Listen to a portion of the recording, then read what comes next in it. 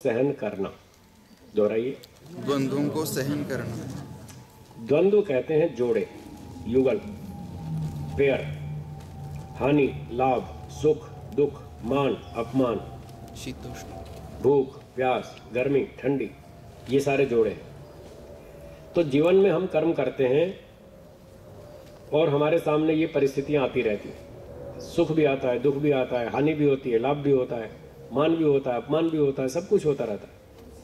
तो ये सब परिस्थितियां आती रहती हैं। इन परिस्थितियों में घबराना नहीं, हिम्मत रखना और उन परिस्थितियों को सहन करना, सहन शक्ति बढ़ाना।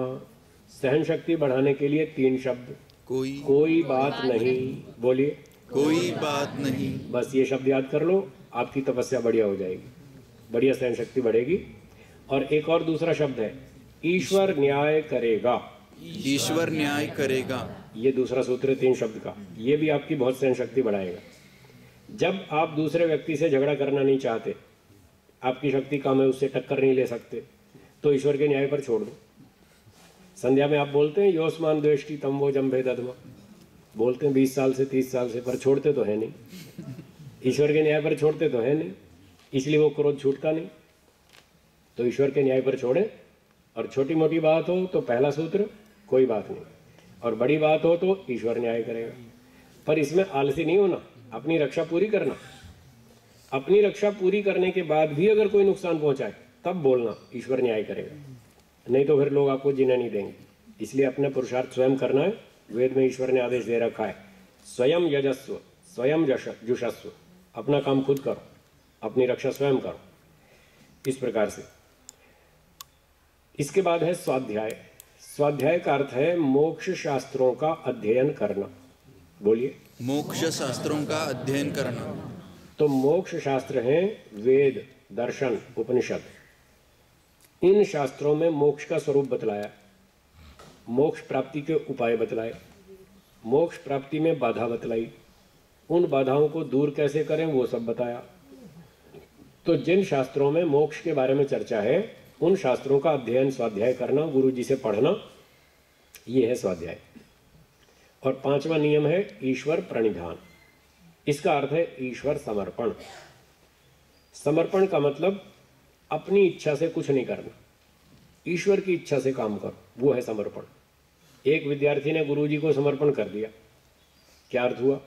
गुरुजी क्या जो गुरुजी कहेंगे वो करना होगा। समर्पण तो यही है। गुरुजी कहें बेटा पानी ले आओ, विद्यार्थी कहे तेरे हाथ टूट रहे हैं क्या? कोई नहीं ला सकता। सारा दिन मुझे ऑर्डर मारते रहते हैं, ये लाओ और वो लाओ, खुद कुछ नहीं करते। तो क्या ये समर्पण है? ये समर्पण नहीं है। गुरुजी कहे जाओ पानी लेकर आओ, तो यस सर अभी लाता हूँ। अच्छा वो पुस्तक ले आओ, हाँ गुरुजी ले आया।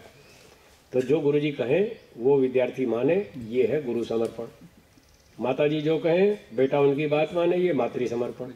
पिताजी जो बात कहें बेटा उनकी बात माने, वो पितृ समर्पण। और ईश्वर जो बात कहे हम उसको माने, ये ईश्वर समर्पण। तो ये 5वां नियम है, ईश्वर समर्पण करें, ईश्वर से पूछ के काम करें। जो काम करना हो पहले भगवान से पूछो, जो भी मन में विचार आए पूछो भगवान से, अच्छा हो बुरा हो सब। मान लो आपके मन में विचार आ गया कि आज चोरी करनी है, तो भगवान से पहले पूछो, ए भगवान चोरी कर लूं? तो क्या जवाब आएगा? नहीं। बस, तो नहीं करना। मन में विचार आ आज झूठ बोलना, तो भगवान से पूछो, ए भगवान आज झूठ बोलूं? नहीं। तो भगवान क्या जवाब देगा? ना, तो झूठ नहीं बोलना। बस ये है समर्पण। कोई भी काम करने से पहले ईश्वर से पूछो, सारे दोष छूट जाएंगे, सारी बुराइयां खत्म हो जाएंगी। कितना बड़ा लाभ, बिल्कुल व्यवहार शुद्ध हो जाएगा। और जो अच्छा विचार आए, किसी गरीब को मदद करनी है, किसी रोगी की सहायता करनी है, तो भगवान से पूछो, आज ये बेचारा पड़ोस में रोगी बैठा है, इसके घर में कोई नहीं है, क्या इसकी सहायता करूं? इसकी दवा ले आऊं डॉक्टर से, इसकी खिचड़ी बना दूं? पूछो, तो भगवान क्या बोलेगा? बना दो, बनाओ। बस ये है समर्पण।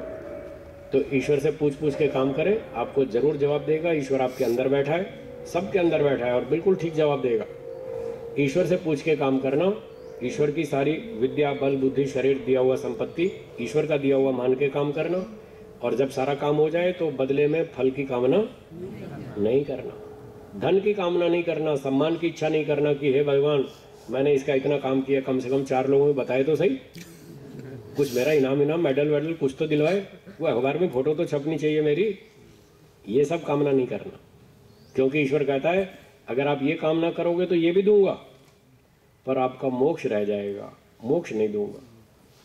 और अगर मोक्ष की कामना करोगे, मोक्ष की कामना से यदि कर्म करोगे तो मोक्ष दूंगा और दाल रोटी भी दूंगा, दोनों चीज दूंगा। बोलो कौन सा अच्छा है? दोनों चीजें। वो वाला अच्छा है ना। तो मोक्ष की कामना से कर्म करें, ये ईश्वर का आदेश है। सांसारिक सुख की कामना से कर्म मत करो, मोक्ष की कामना से कर्म करो, दोनों चीज मिलेगी, मोक्ष भी मिलेगा, रोटी भी मिलेगी। और अगर रोटी की कामना से करोगे तो केवल रोटी मिलेगी, मोक्ष रह जाएगा। तो ईश्वर समर्पण में मोक्ष की कामना से कर्म करो, लौकिक सम्मान सुख आदि की इच्छा मत करो, इसका नाम है ईश्वर समर्पण।